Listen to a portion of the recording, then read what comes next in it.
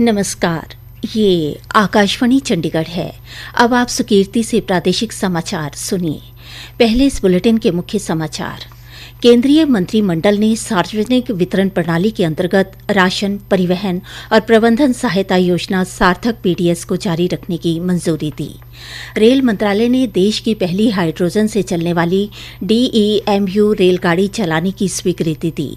मुख्यमंत्री नायब सिंह सैनी और जींद वासियों ने इस रेल को जींद और सोनीपत के बीच चलाने के लिए प्रधानमंत्री नरेंद्र मोदी का आभार जताया। हरियाणा के ऊर्जा मंत्री अनिल विज ने पंचकुला में बिजली विभाग के कॉल सेंटर का औचक निरीक्षण किया। अधिकारियों को शहरों में 2 घंटे और गांवों में 4 घंटे के अंदर बिजली संबंधी शिकायतों के समाधान के निर्देश दिए।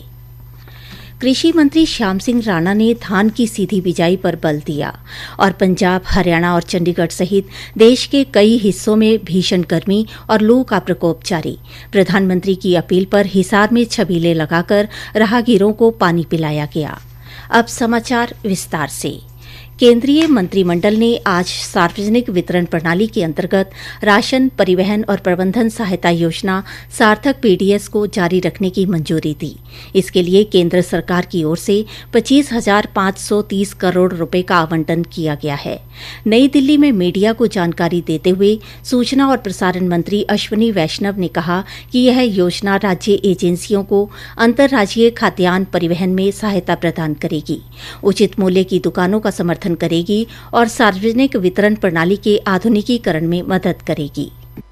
सार्थक पीडीएस स्कीम करीब 25,000 करोड़ का ये प्रोग्राम है। इस प्रोग्राम में 3 बड़े सुधार आज अप्रूव हुए हैं। सबसे पहला, जो राज्य सरकारों के एजेंसीज को एफसीआई गोडाउन से डिफरेंट डिविजन्स में फेयर प्राइस शॉप तक पहुंचाने का जो कॉस्ट होती है, वो कॉस्ट बियर करने में दिक्कत आ रही थी। भारत सरकार ने फैसला लिया है कि उस कॉस्ट को सपोर्ट करेंगे इस प्रोग्राम के तहत। दूसरा, जो फेयर प्राइस शॉप्स हैं, उनमें जो डीलर्स का रेम्यूनरेशन लंबे टाइम से स्टैटिक था, तो वो भी इसमें आज फैसला लिया गया। और तीसरा फैसला लिया गया, टेक्नोलॉजी का यूज करके पब्लिक डिस्ट्रीब्यूशन सिस्टम को हम कैसे मॉडर्नाइज कर सकते हैं। रेल मंत्रालय ने देश की पहली हाइड्रोजन से चलने वाली 10 डिब्बों वाली DEMU रेलगाड़ी चलाने की स्वीकृति दे दी है। यह रेलगाड़ी जींद और सोनीपत के बीच अधिकतम 75 किलोमीटर प्रति घंटे की गति से चलेगी। इसमें 2 ड्राइवर पावर कार और 8 पैसेंजर कोच शामिल हैं, जिनकी कुल क्षमता 2,500 यात्रियों की है। यह रेल शून्य कार्बन उत्सर्जन करती है। इसमें यात्रियों के लिए आधुनिक डिजिटल डिस्प्ले, ऑटोमेटिक दरवाजे और एयर कंडीशनिंग जैसी सुविधाएं उपलब्ध हैं। मुख्यमंत्री नायब सिंह सैनी ने हाइड्रोजन से चलने वाली देश की पहली DEMU रेलगाड़ी हरियाणा को देने के लिए प्रधानमंत्री नरेंद्र मोदी का आभार जताया है। उन्होंने कहा कि यह रेलगाड़ी प्रधानमंत्री नरेंद्र मोदी के नेतृत्व में रेल के विकास के इतिहास में नए अध्याय की शुरुआत है। भारतीय रेलवे द्वारा देश की पहली हाइड्रोजन DEMU रेल को आधिकारिक मंजूरी दिए जाने का जींद वासियों ने स्वागत किया है और इस ऐतिहासिक उपलब्धि के लिए प्रधानमंत्री नरेंद्र मोदी और मुख्यमंत्री नायब सिंह सैनी का आभार जताया है। जींद नगर परिषद की अध्यक्ष डॉक्टर अनुराधा सैनी ने कहा कि यह जींद के लिए अत्यंत सौभाग्य की बात है। उन्होंने कहा कि आज जब दुनिया ईंधन की किल्लत और प्रदूषण की मार झेल रही है, ऐसे में यह 100% प्रदूषण मुक्त रेल देश को एक नई दिशा दिखाएगी। सबसे पहले तो अपने देश के यशस्वी प्रधानमंत्री श्री नरेंद्र मोदी जी का बहुत बहुत धन्यवाद करना चाहूंगी। जींद से सोनीपत तक हाइड्रोजन डेमो ट्रेन को चलवाने के लिए रेलवे ने जो आज मंजूरी दी है, ये बिल्कुल प्रदूषण फ्री है और इंडिया में पहली हाइड्रोजन ट्रेन जींद को मिली है। ये जींद के लिए बहुत ही सौभाग्य की बात है। हरियाणा के ऊर्जा मंत्री अनिल विज ने आज पंचकुला के सेक्टर 20 में बिजली विभाग के कॉल सेंटर का औचक निरीक्षण किया। मीडिया से बातचीत में श्री विज ने बताया कि निरीक्षण के दौरान उन्होंने वहां मौजूद कर्मचारियों से बातचीत की और उनकी कार्यप्रणाली की विस्तृत जानकारी ली। हमने उत्तरी में और दक्षिण में दोनों जगह अपने अपने कंप्लेंट सेंटर खोले हुए 24 आवर ये वर्क करते। कोई भी 1912 पे डायल करके अपनी कंप्लेंट दर्ज करा सकता है। मैं चेक करने आया था कि दर्ज करने के बाद कितनी देर में लाइट ठीक होती है। मैंने कुछ शिकायतकर्ताओं से यहाँ से नंबर देखकर बात की है, कुछ सेटिस्फाइड है, कुछ नहीं है। ऐसा ही रोहतक सर्कल में पेंडेंसी बहुत ज्यादा, लगभग 2200 के करीब सुबह से कंप्लेंटें आ चुकी हैं। आधी ये ठीक कर चुके हैं, आधी ये भी पेंडिंग नहीं है। अगर हमें और लोग लगाने पड़ेंगे लगाएंगे ताकि लोगों की कंप्लेंटें ठीक टाइम पे ठीक। मोरनी क्षेत्र का उल्लेख करते हुए श्री विज ने बताया कि वहां पिछले दिन से बिजली आपूर्ति बाधित थी। इस संबंध में उन्होंने अधीक्षक अभियंता को मौके पर कर्मचारी भेजकर शीघ्र बिजली बहाल करने के निर्देश दिए। ऊर्जा मंत्री ने कहा कि विभागीय अधिकारियों को स्पष्ट निर्देश दिए गए हैं कि शहरी क्षेत्रों में बिजली संबंधी शिकायतों का समाधान अधिकतम 2 घंटे के भीतर तथा ग्रामीण क्षेत्रों में 4 घंटे के भीतर सुनिश्चित किया जाए। प्रादेशिक समाचार आकाशवाणी चंडीगढ़ से प्रसारित किए जा रहे हैं। हमारे बुलेटिनों और ताज़ा समाचारों के लिए आप हमारी वेबसाइट newsonair.gov.in पर लॉगिन कर सकते हैं। ये समाचार हमारे YouTube चैनल और x handle Akashvani news Chandigarh पर भी उपलब्ध हैं। कृषि मंत्री श्याम सिंह राणा ने आज कैथल में जिला कष्ट निवारण समिति की बैठक की अध्यक्षता की। बैठक में कुल 12 शिकायतों पर सुनवाई हुई। 4 शिकायतकर्ता बैठक में नहीं पहुंचे, जबकि 7 शिकायतों का मौके पर ही समाधान कर दिया गया और 5 शिकायतों को लंबित रखा गया। बैठक के बाद मीडिया से बातचीत में मंत्री ने धान की सीधी बिजाई पर बल दिया।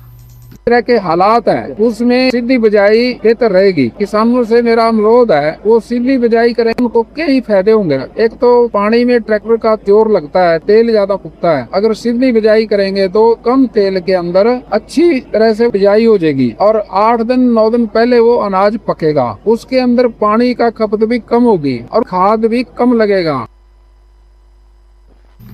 उन्होंने बताया कि सरकार किसानों को सीधी बिजाई अपनाने के लिए सीधे उनके खाते में 4500 रुपये प्रति एकड़ प्रोत्साहन राशि देती है। उन्होंने आम जन से सौर ऊर्जा का अधिक से अधिक उपयोग करने का आह्वान भी किया। पंजाब, हरियाणा और चंडीगढ़ सहित देश के कई हिस्सों में भीषण गर्मी और लू का प्रकोप जारी है। प्रधानमंत्री नरेंद्र मोदी ने भी सोशल मीडिया के माध्यम से आम जन से अपील की है कि लू से बचाव के लिए अधिक से अधिक पानी पिएं और घर से बाहर निकलते समय पानी अपने साथ रखें। श्री मोदी ने अगर संभव हो तो राहगीरों को भी पानी पिलाने को कहा। प्रधानमंत्री की अपील पर हिसार शहर में आज अनेक जगहों पर छबील लगाकर लोगों को मीठा पानी पिलाया गया। हिसार से मेडिसिन विभाग के विशेषज्ञ डॉक्टर कुणाल नारंग ने बच्चों, बुजुर्गों, खुले में काम करने वाले किसानों और श्रमिकों को लू से बचने के लिए विशेष एहतियात बरतने की सलाह दी है।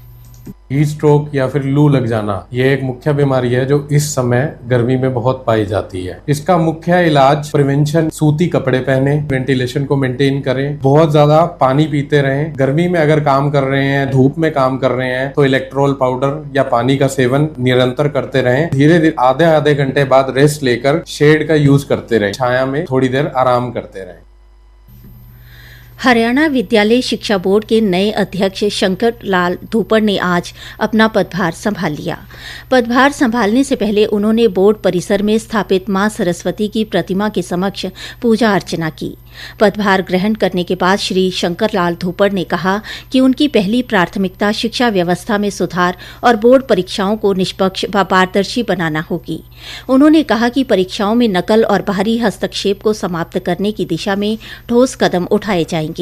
साथ ही बोर्ड की कार्यप्रणाली को अधिक जवाबदेह, तेज और विद्यार्थियों व शिक्षकों के लिए सुविधाजनक बनाया जाएगा।